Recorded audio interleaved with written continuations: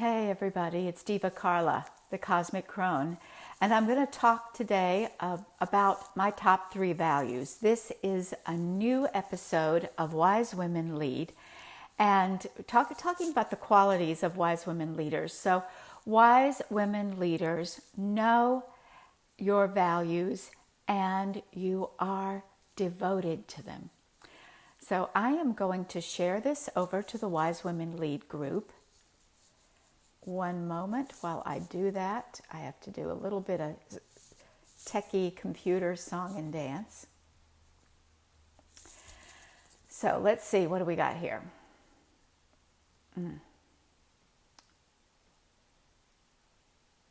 Yeah, we're talking about wise women leaders.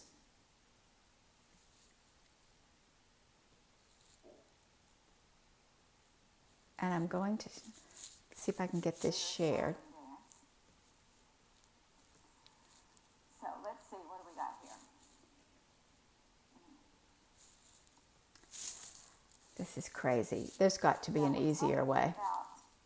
Wise women leaders.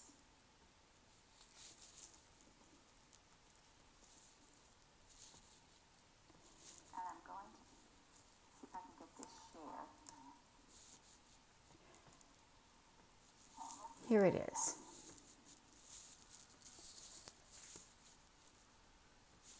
Here we go. We are shared. Wise women leaders. Wise women lead, and wise women leaders know your values. If you're on, I'd love to see you say hello, make a comment, say hi, and definitely, as you're thinking about your values, listening to me, please type them in. Try some on for size, because sometimes we have to feel our way into our values. We're not often taught to think about our values. We're taught, hopefully, ethics and morality, and we absorb the values of our families and our friends, and as we learn and grow, values, we all have them. We all have them. Today, someone asked me, what are your top 3 values? And I was like, ooh, and then boom, boom, boom, 3 words popped in. And those are the 3 I'm going to talk about. Freedom. This has always been at the top of my list. Whenever I do those values inventories, maybe you've done them, freedom is always there. Freedom's not there, I write it in. It's always there. Because freedom seems to encompass everything. It is both inner and outer. It allows us to show up in the world. It eliminates obstacles and limitations. And a lot of us think of freedom with money together. A lot of the reasons sometimes that we want more money is because we perceive that money will give us freedom. And it's awfully handy, that's true. Freedom itself, what I realized today as I was thinking, what does freedom mean to me, is I see freedom as expansiveness and something that's actually outside of me that I move into, that allows me to expand my own edges or to go further past where I thought I could go. So when it's like, take the bars away, step out, there's space, there's freedom. You can go anywhere, do anything, be anybody. You are not limited by laws, by expectations, by your own beliefs and habits and patterns. You're not limited by the past. Freedom feels like the future. It is an ever becoming. We have to be free in the moment, but the sense of freedom is also about potential. So that's what freedom means to me. And being able to, I think an important growth place for me is to really understand that freedom is now, as well as something I aspire to in the future that I'm moving towards. I think a lot of us we say freedom is a value, and we're looking at freedom as if we're holding on to the bars of our jail cell and looking out, saying, out there is freedom, and make that go away. Freedom is now, because the decision to go there and to exercise freedom is now. And it's now and now and now. Freedom, my number one value. My next value, and I don't even know if it's number two, but my next value is sovereignty. And I've never thought of that before, but I believe I understand that as a value because it says I own myself. In some ways it's related to freedom. It seems to be, when you talk about them, sometimes the language can be similar.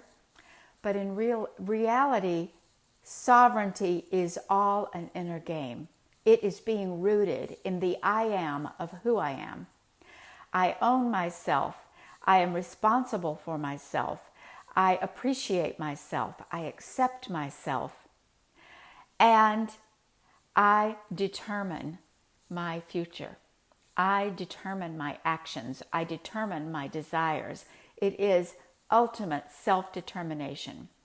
And sovereignty has another element that is ineffable, but I believe it's a really important part of it. And that is sovereignty invites other people into their sovereignty. It's like a chain reaction of sovereignty. When I am that, I allow other people to be that as well for themselves. Sovereignty, a person who is owning her sovereignty only wants to be around other people who are confident and grounded in their own sovereignty. And we also have the capacity to make other people that way, not by doing or manipulation, but by our presence. We are an example and energetic that says, you own yourself.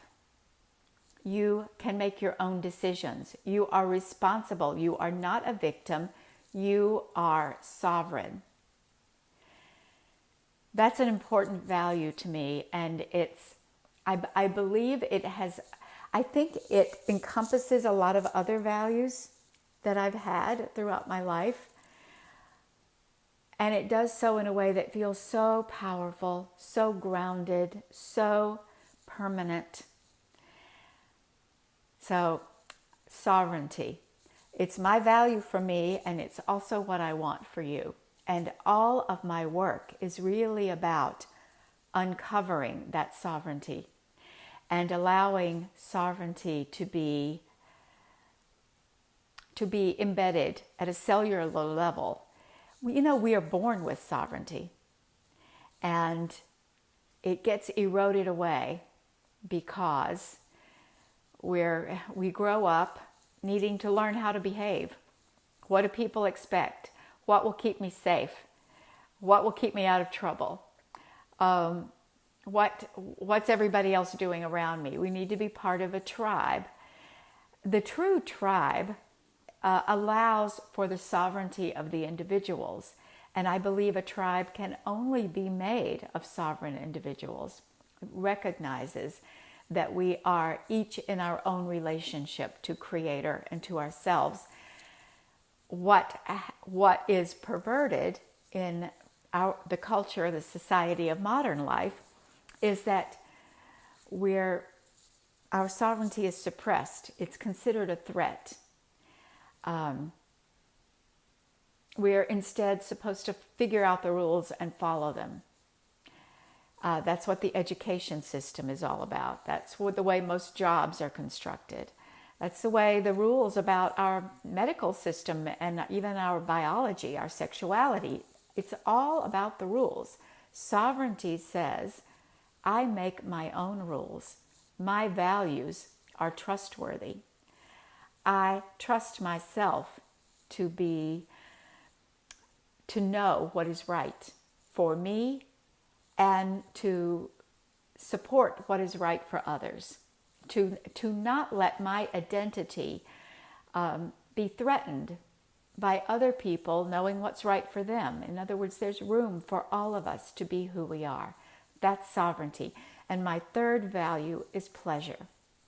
I don't know if that's ever made a list before.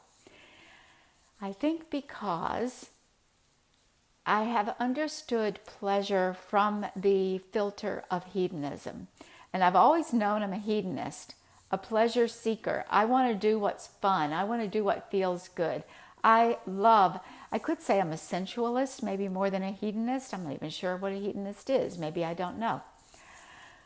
But pleasure is being in a body, inhabiting the body, feeling the senses, being aware of senses. And so I have always been a pleasure seeker. I have a more enlightened view of pleasure now. I see pleasure is inhabiting my body and something that I am aware of. Pleasure is noticing. Pleasure is noticing what feels good and seeking more of that.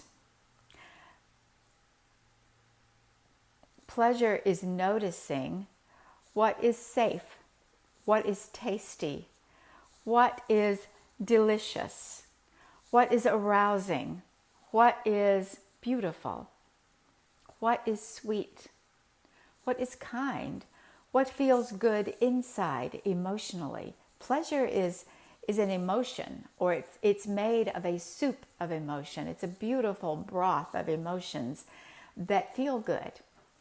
And sometimes pleasure can even be we can take pleasure in the authenticity of emotions that don't feel good. That's why we like to cry at sad movies. That's pleasure.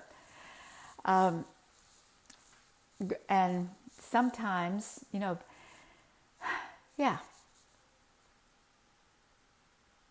So what's really important about pleasure? Pleasure is a vital nutrient. Pleasure brings us into our body. Pleasure heals. Pleasure nourishes. Pleasure feeds us. Pleasure opens us. Pleasure allows us to be in relationship and intimacy with other people. Pleasure it's all of these freedoms that are values that I appreciate so much are really about me being okay to be me. And I think it's no surprise that I would choose values that relate to that, because a big part of my journey throughout my life, the healing, has been, on the spectrum from it's not okay to be me to, oh, I'm not so bad after all. And to now it's just like, I am free, I am sovereign, and I enjoy pleasure. One of our capacities as human beings, is the right to choose, the power of decision. And a book I reread recently, The Big Leap, one of the main things it talks about is our capacity as humans to feel good, and how we will sometimes cut that off, that we have actually learned to cut off feeling good with worry, anxiety, pain, making a mistake, screwing up, self-judgment, being, setting ourselves to be judged by others, judging others. None of those things feel good. And so we will create stress and emotional stress, and it just to stop the feeling good, because you know what? We're not supposed to feel too good. It's not right to feel too good. Well, Gay Hendricks, who wrote the book, says, we actually have the capacity to feel very, very good. We are designed to feel very, very good. Think my field, orgasm, sexuality. It is all about how good can you feel. Not just with that peak experience of orgasm, but how good can you feel on the way there, and how good can you feel after that part is over. How good do you feel as an orgasmic person walking around interacting with the world. How good can you feel?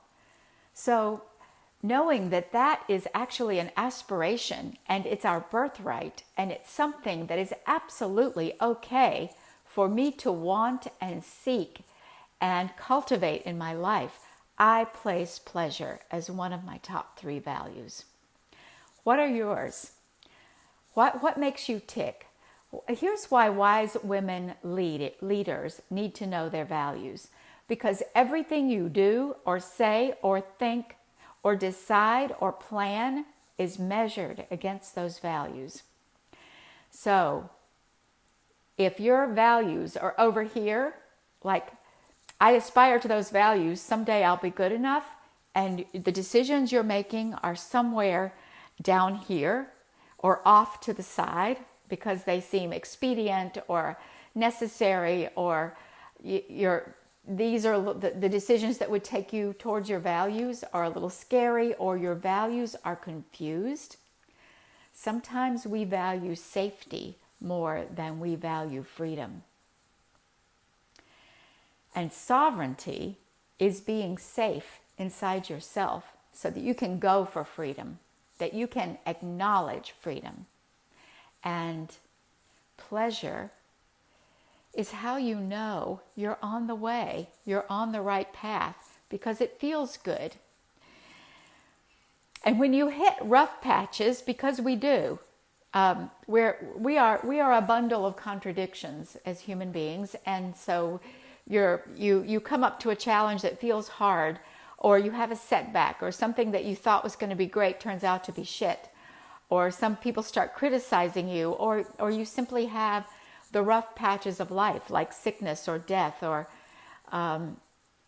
conflict with the people you love. Things happen that seem to take you off course. Pleasure can feed you and get you through. Pleasure can keep you sane while you figure out that you actually can do it, you are strong enough, and you have help. Pleasure is important. Pleasure is actually one of the most important facets of how wise women lead. So tell me your top 3 values. I'd love to hear. I'd love to know why. I'd love to know how they show up in your life. So put them in the comments, and I will be back to check on your responses later on. Thanks so much for being here. Bye-bye.